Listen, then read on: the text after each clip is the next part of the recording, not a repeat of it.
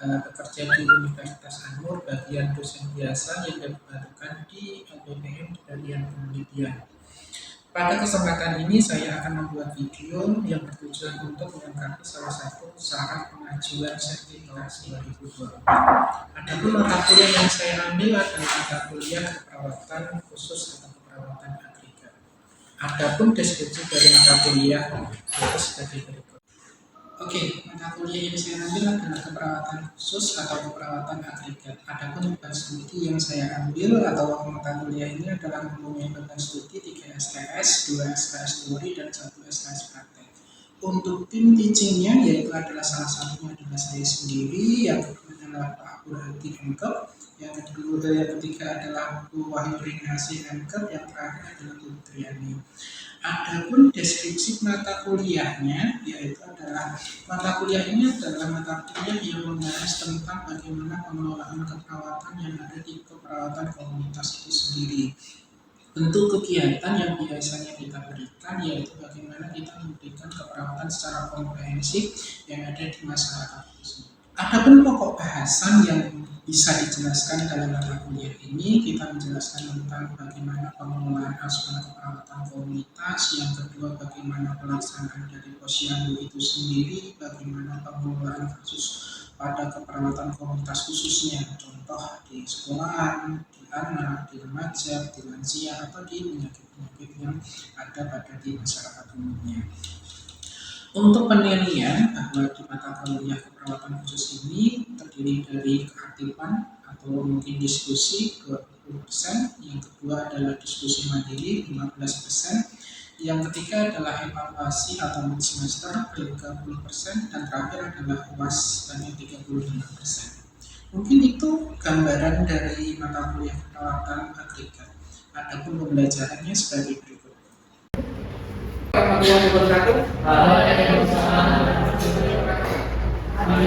Oke, ini adalah pertemuan saya yang kedua. Kita akan membahas tentang teori dan model keperawatan komunitas khusus. Ini adalah tidak lanjut dari materi yang kemarin. Yang pertama kita akan membahas tentang konsep keperawatan komunitas. Masih ingat kemarin kita membahas kuliah tentang apa? Boleh sebut salah satu saja di antara teman-teman wanita?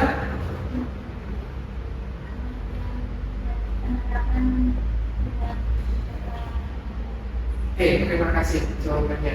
Artinya kemarin kita sudah membahas tentang keperawatan komunitas, artinya keperawatan yang membahas tentang masyarakat umumnya. Untuk pertemuan hari ini kita akan membahas teori dan model dalam keperawatan komunitas khusus. Adapun tujuan pembelajarannya, bahwa tujuan pembelajaran pada buku yang kita akan membahas satu, perawatan khusus itu apa? Yang kedua, nanti kita akan membahas tentang konsep teori yang kita pakai dalam perawatan komunitas itu sendiri. Yang ketiga, kita akan membahas model yang kita gunakan. Yang keempat, kita akan menggunakan salah satu model yang bisa diterapkan dalam perawatan komunitas. Terakhir adalah kita menerapkan asupan perawatan dalam perawatan komunitas itu sendiri. Dan terakhir adalah kita berbicara kesimpulan. Itu adalah gambaran mata kuliah untuk hari ini. Sebelum melakukan pembelajaran, biasanya masih ingat kita melakukan tes. Boleh dikerjakan, HP-nya boleh dibuka, kayaknya sudah saya share. Waktunya kira-kira berapa menit? 5 menit cukup? Oke. 5 menit dari sekarang.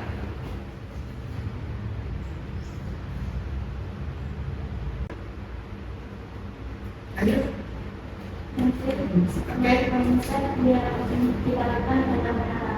Oke, model adalah penerapan. Kalau teori sebuah gagasan, ya. Artinya ketika kita ingin menerapkan teori dalam perawatan komunitas, kita harus punya gagasan dan penerapannya bagaimana. Nah, ini adalah pengertian yang biasanya kita pakai, bahwa konsep adalah ide di mana terdapat suatu pesan yang abstrak yang dapat diorganisir menjadi simbol yang nyata. Artinya kita ingin membuat apa? Terus kita akan menerapkan konsep model yang seperti apa? Selanjutnya, ketika kita ditanya, teori keperawatan biasanya adalah usaha untuk mengurai atau fenomena tentang keperawatan itu sendiri. Nah, ketika kita belajar model, bisa dijawab teman-teman bahwa model adalah gambaran yang mendekati kenyataan dari konsep. Artinya saya ingin membuat konsep, saya ingin membuat rumah. Modelnya seperti apa? Kita dapat menerapkan dalam proses ini. Dan terakhir kita belajar dari model keperawatan adalah kerangka pikir sebagai suatu cara melihat keperawatan atau cara gambaran lingkup keperawatan. Artinya ketika kita ingin melihat gambaran kesehatan masyarakat umum, itu yang harus dinilai itu apa? Modelnya gimana? Oh, model lingkungannya gimana? Model rumahnya gimana? Model penduduknya gimana? Itu artinya kita berbicara sangat komprehensif. Oke, ini juga pengertian bahwa konsep adalah sebuah ide pesan yang abstrak yang dapat diorganisasi menjadi simbol yang nyata. Teori adalah kelompok konsep yang membentuk sebuah pola yang nyata atau suatu pernyataan yang menjelaskan suatu proses, di mana peristiwa atau kejadian didasari berdasarkan fakta dan bukti secara langsung. Artinya bukti yang bisa kita ukur dalam perawatan komunitas itu apa? Terakhir, kita berbicara tentang konsep keperawatan adalah ide untuk menyusun suatu kerangka konseptual atau model perawatan. Sampai sini, ada pertanyaan? Belum. Konsep model perawatan komunitas biasanya mempunyai 3 aspek. Pertama, aspek keyakinan atau nilai yang mendasari sebuah model. Kedua, tujuan praktek ketika pengetahuan dan keterampilan. Apakah semua konsep ini bisa diterapkan? Ya, pada dasarnya keyakinan dan budaya, contoh keyakinan terhadap budaya sosial yang ada di masyarakat. Yang kedua, tujuan praktek, tujuan keperawatan itu tujuannya untuk apa? Meningkatkan kesehatan kah atau menurunkan kesehatan kah? Pada dasarnya adalah meningkatkan kesehatan masyarakat secara umum. Yang ketiga adalah pengetahuan dan keterampilan. Biasanya itu adalah melatih pemberdayaan dalam masyarakat biar masyarakat itu hidup mandiri. Begitu. Karakteristik biasanya adalah hal yang mencirikan dari model itu apa? Biasanya karakteristik perawatan itu adalah identifikasi menjabarkan tentang hal-hal yang ada di dalam perawatan. Atau biasanya adalah teori keperawatan biasanya digunakan berdasarkan alasan atau kenyataan yang ada. Atau stand, artinya tahun ini digunakan, tahun depan digunakan enggak, tahun selanjutnya digunakan enggak. Kalau misalkan tahun ini hanya digunakan, tahun depan enggak, artinya teori itu biasanya masih diragukan keberadaannya ataupun kebenarannya. Yang terakhir, teori harus sederhana, sifatnya umum sehingga dapat digunakan pada kondisi dan praktek keperawatan. Artinya begini, bahwa masyarakat ini biasanya kita gunakan modelnya HL Blue misalkan di desa ini. Desa lainnya bisa digunakan enggak? Takutnya desa yang lainnya tidak bisa digunakan. Artinya dimanapun tempatnya, waktunya itu biasanya kita bisa digunakan. Oke. Selanjutnya, ini adalah teori yang kita pakai dalam perawatan keluarga. Di situ kita gunakan teori dalam keluarga, pakai teorinya siapa, kita pakai teorinya dalam keluarga, dan terapi keluarganya apa. Artinya teori keperawatan keluarga adalah kumpulan beberapa teori yang kita terapkan dalam keluarga. Dan ini adalah teori yang kita pakai atau model yang sering kita gunakan di teori perawatan komunitas. Status kesehatan dipengaruhi oleh keturunan, setuju nggak? Contohnya apa kira-kira?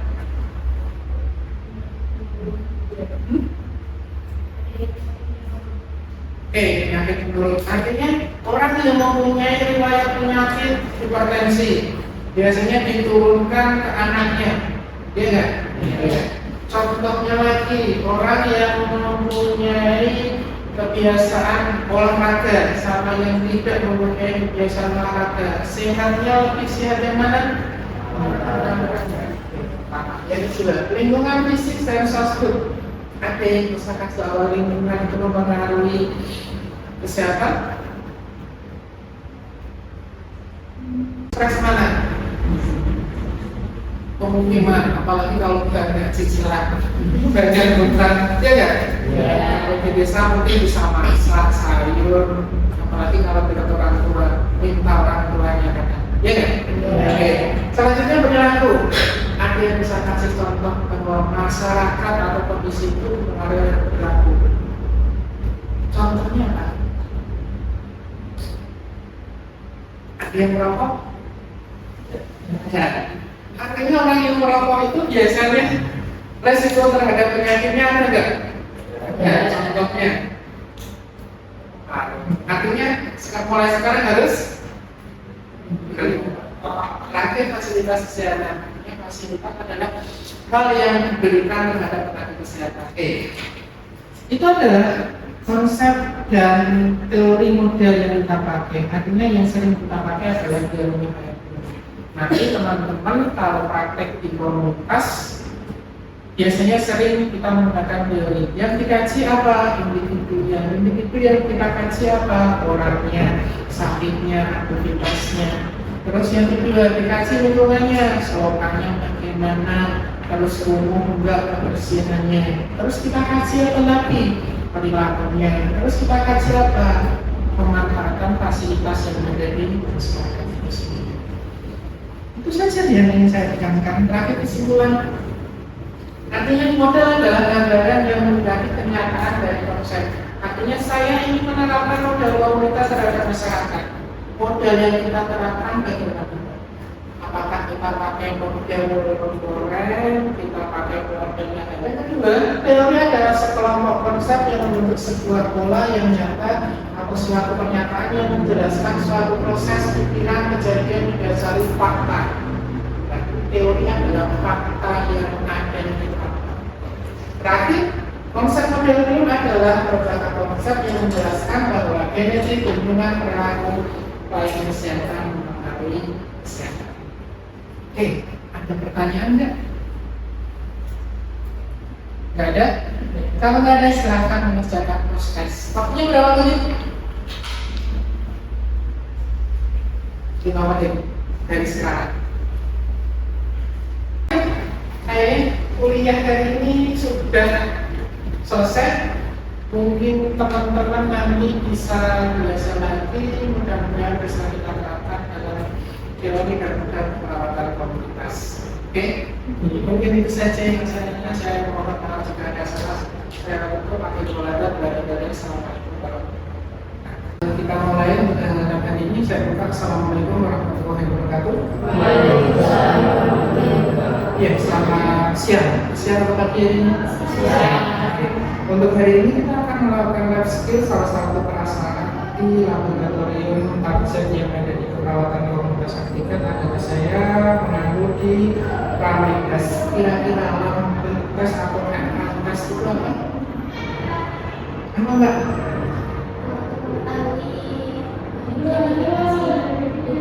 Oke, untuk mengidentifikasi atau biasanya kita gunakan adalah sebuah cara, sebuah tes yang kita gunakan untuk mengecek bahwa pasien itu mengalami DBD atau tidak. Nah, untuk alatnya kira-kira apa saja? Manometer satu, yang kedua, stetoskop, apa lagi? Itu adalah alat yang biasanya kita gunakan dalam RL test. Kalau misalkan di masyarakat umum biasanya tidak ada stigmanometer, ada alat yang biasanya kita gunakan untuk mengecek apa? Oke, artinya biasanya kita gunakan kulit kali, kulit artinya kita prinsip pengecekan akaltas adalah mengecek depth darah itu pendarahan dalam tubuhnya ada enggak. Nah, kalau kita menggunakan stigmanometer, caranya bahwa untuk mengecek itu caranya gimana?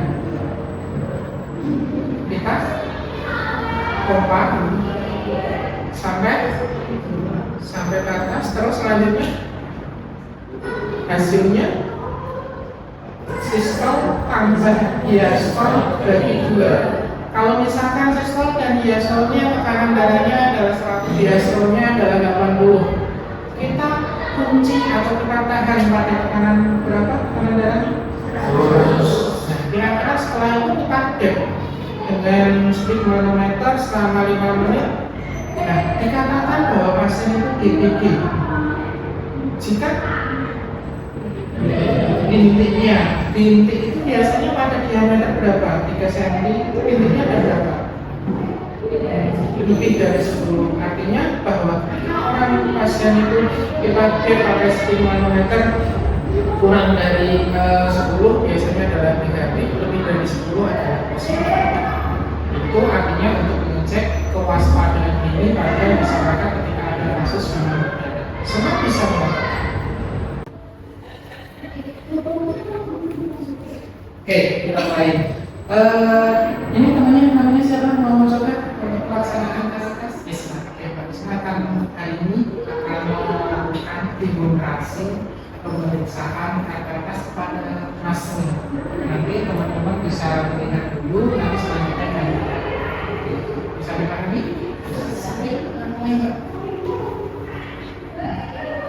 Iya, biasanya adalah orientasi dulu, yang kedua adalah langsung kerja, kita ada aplikasi. Oke.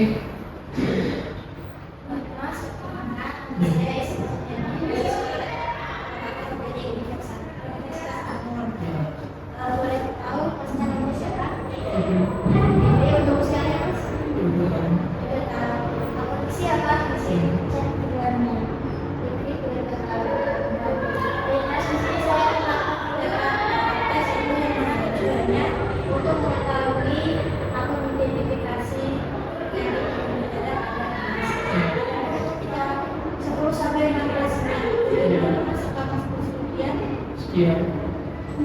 Saya bisa tahan dulu ya. Iya. Sampai sini ada pertanyaan terus.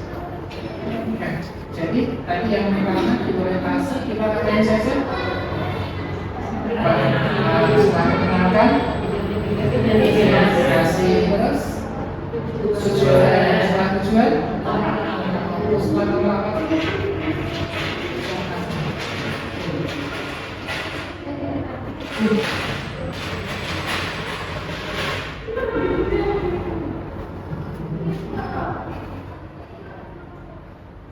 dari sini yang kita pakai yang persis tadi prinsip tadi tahu nggak kenapa pada pasien ini kita gunakan prinsip bersih masih ingat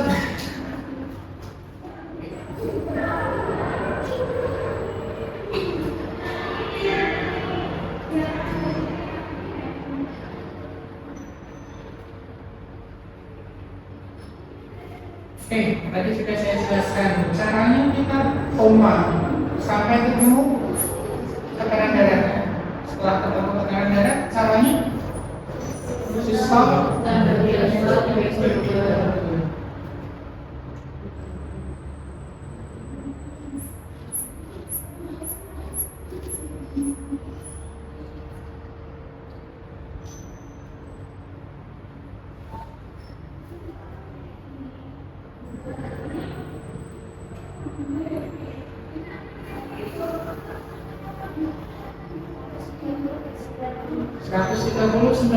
dapatnya berapa?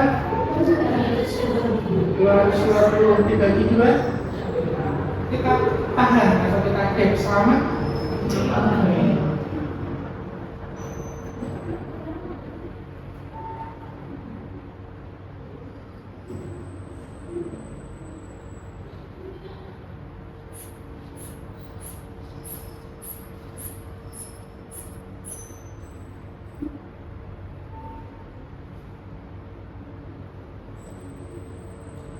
sudah 5 menit kita lepas, kita cek hasilnya. Dikatakan positif gimana? Orang negatif? Nah, itu mana? Tapi harusnya kita stop dulu pakai turbo yang berkali kita sendiri.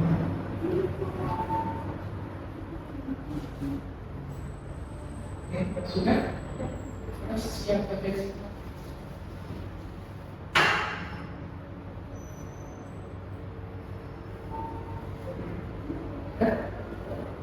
Selanjutnya, fase terakhir saat melakukan tindakan eliminasi. Oke, boleh melakukan fase eliminasi.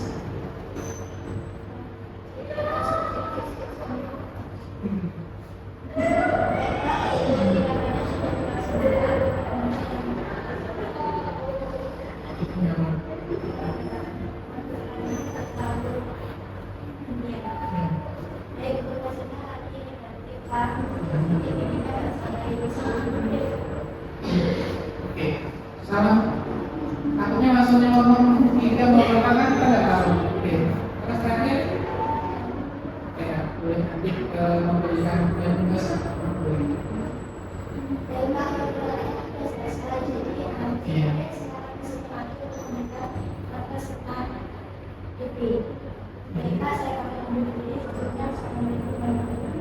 Oke, itu namanya sedang mencoba. Ada yang mau mencoba lagi? Bahkan video dalam pengajuan sertifikasi dosen tahun 2024. Adapun tadi sudah saya jelaskan tentang identitas saya, yang kedua tentang menjelaskan deskripsi dari mata kuliah yang saya mampu, yang ketiga kita menjelaskan proses pembelajaran di kelas, yang terakhir adalah proses pembelajaran di laboratorium. Mungkin cukup sekian, saya tutup. Assalamualaikum warahmatullahi wabarakatuh.